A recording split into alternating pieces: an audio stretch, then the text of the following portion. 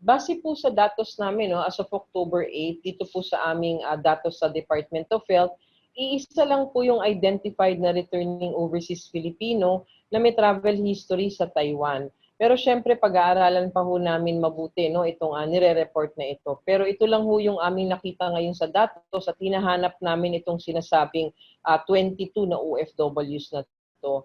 So maaari na during the travel, baka doon nangyari, no? Hindi natin alam lahat ng circumstances sa ngayon.